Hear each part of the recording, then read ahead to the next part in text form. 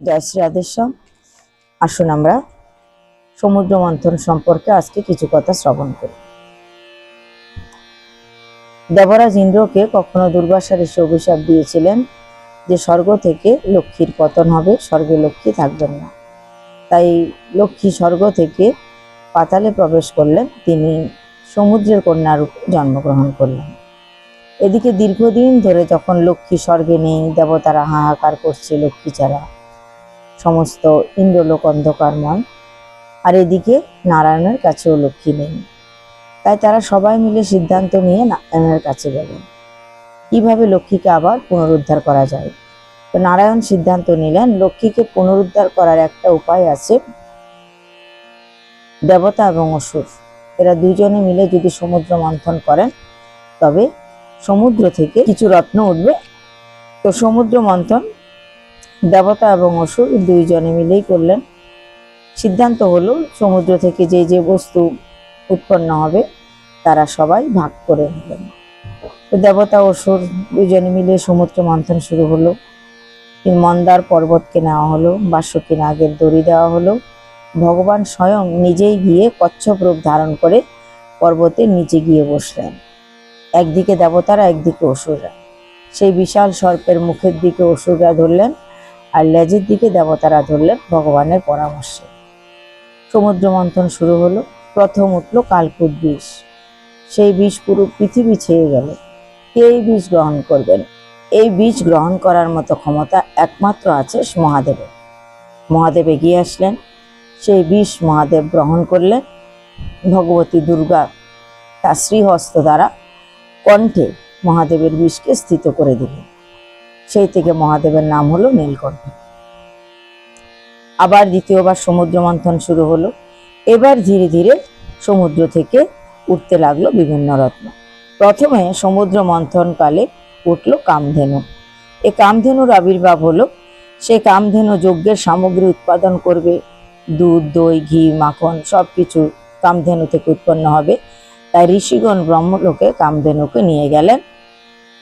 এরপর উচ্চশ্রবা নামক অশ্ব আবির্ভূত হলো। সে অপূর্ব সুন্দর অশ্ব। বলিরাজা তাকে নেওয়ার আগ্রহ প্রকাশ করেছিলেন, কিন্তু ভগবান বিষ্ণু তার পূর্ব পরামর্শ মতো ইন্দ্র দেবতাকে সে অশ্ব গ্রহণ করার কথা বললেন। এরপর সমুদ্র মন্থন থেকে ঐরাবত নামক হস্তি নির্গত হলো। তার বৃহৎ 4টি দাঁত ছিল, এত সুন্দর যে উজ্জ্বল দাঁত কৈলাসের সৌন্দর্যকেও যেন হার মানায়। সেই হস্তি ঐরাবতকে ইন্দ্র দেবতা গ্রহণ করলেন।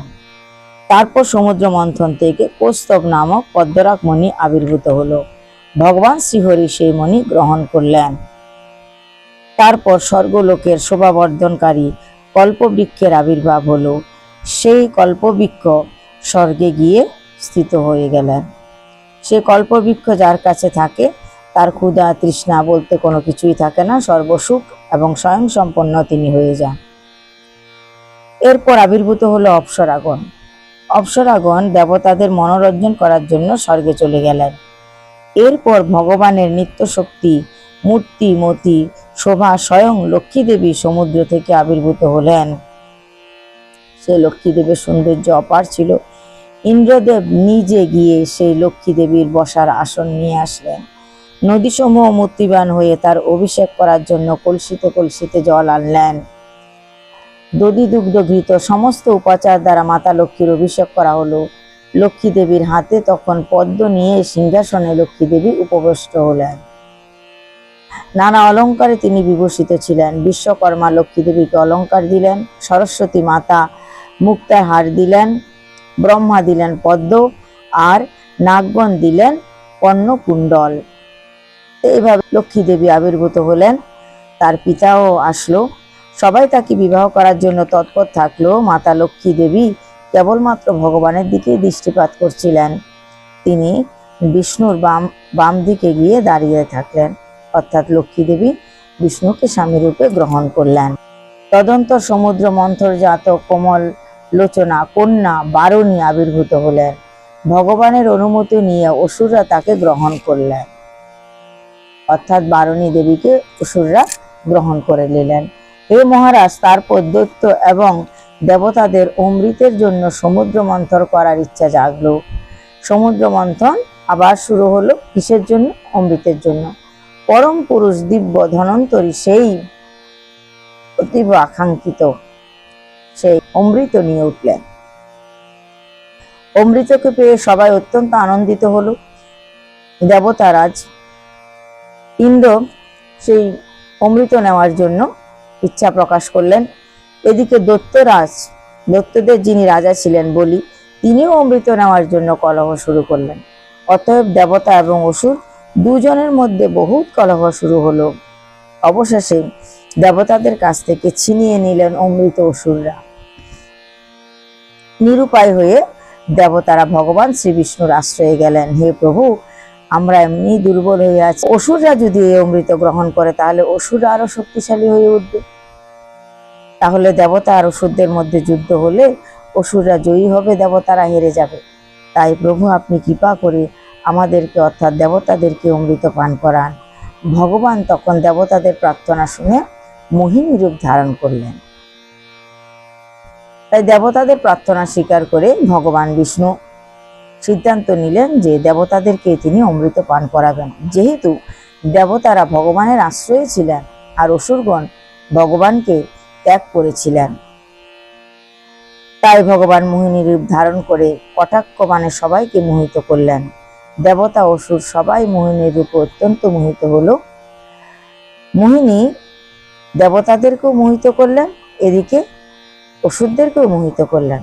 অসুররা সমস্ত অমৃত মোহিনীকে অর্পণ করলেন।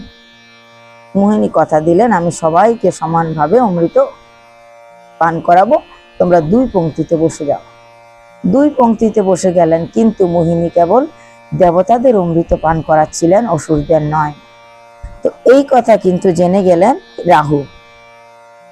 রাহু যখন দেখতে পেলেন মোহিনী বারবার করে কলসিটা পাল্টে দিচ্ছেন, যখন দেবতাদের পান করাচ্ছেন তো অমৃত পান করাচ্ছেন, আর যখন অসুরদের পান করাচ্ছেন তো অমৃত দিচ্ছেন না, তাই রাহু কি করলেন, দেবতার রূপ ধারণ করে দেবতাদের পংক্তিতে গিয়ে বসে পড়লেন অমৃত পান করার জন্য। মোহিনীও তাকে অমৃত দিলেন দেবতা ভেবে। অমৃত কেবল তার গলা অবধি গেছে, সেই সময়ে চন্দ্র এবং সূর্য দেবতা চিৎকার করে বললেন, হে প্রভু, হে নারায়ণ, হে মোহিনী, দেখুন দেখুন, যাকে আপনি অমৃত দিচ্ছেন সে তো দেবতা নয়, সে তো অসুর, সে তো রাহু, আপনি তাকে অমৃত পান করাচ্ছেন। সঙ্গে সঙ্গে ভগবান নারায়ণ মোহিনী রূপ ত্যাগ করে শঙ্খ চক্র গদা পদ্মধারী নারায়ণ রূপ ধারণ করলেন এবং তার মাথা কেটে দিলেন। কিন্তু যেহেতু সে অমৃত পান করেছিল তাই তার মাথাটা জীবিত ছিল, ধরটা পড়ে গেল, তাই জীবিত মাথা, মৃত্যু হলো না। ব্রহ্মা কি করলেন, তখন তাকে গ্রহের উপাধি প্রদান করলেন, সেই থেকে রাহু গ্রহের উপাধি পেল। কিন্তু যেহেতু সূর্য এবং চন্দ্র দুজন দেখে নিয়েছিল এবং ভগবানকে বলেছিল, সেই থেকে রাহুর প্রধান দুই শত্রু হলো চন্দ্র এবং সূর্য। তাই রাহু তার গলা কাটা যাওয়ার পরেও সিদ্ধান্ত নিলেন, আমি বারবার চন্দ্র এবং সূর্যকে গ্রাস করব, যখনই সময় আমার অনুকূলে হবে, যখনই আমি সুযোগ পাব, অমাবস্যা তিথিতে কিংবা পূর্ণিমা তিথিতে আমি গ্রাস করব চন্দ্র সূর্যকে। তাই পূর্ণিমাতে এখনো চন্দ্রগ্রহণ অনুষ্ঠিত হয়। তো সামনে চন্দ্রগ্রহণ আছে, সেই চন্দ্রগ্রহণেও আমরা দেখতে পারবো রাহু চন্দ্রকে গ্রাস করছেন। তো সেই সময়ে পৃথিবীর বাতাবরণ অন্যরকম থাকে, ইচ্ছা করলে আমরা মন্ত্রকে সিদ্ধ করতে পারি সেই সময় বিভিন্ন দেবতাকে ডেকে। তাই গ্রহণের সময় আমাদের সবার উচিত ভগবানের নাম জপ করা, গ্রহণের সময় কিছু না খাওয়া, কেননা এটা মনে করা হয় গ্রহণের সময় পৃথিবীর বাতাবরণে দূষিত থাকে, খাদ্যে দোষ থাকে, তাই খাদ্য গ্রহণ করা উচিত নয়, ভগবানের নাম স্মরণ করা উচিত। গ্রহণ ছেড়ে গেলে স্নান করে তবে ভগবানের পূজা দেওয়া উচিত। সূতক লেগে গেলে ভগবানের পূজা আর হয় না। এ সমস্ত অনেক কিছু নিয়ম আছে, সেগুলো মেনে আমাদেরকে গ্রহণটা পালন করা উচিত। তো মূল কথা হলো এটাই, দেবতারা অমৃত লাভ করতে পেরেছিল কি কারণে, ভগবানের আশ্রয় ছিল বলে। অসুররা কেন অমৃত পেলেন না, দেবতাদের এবং ভগবানের আশ্রয়ে ছিলেন না বলে।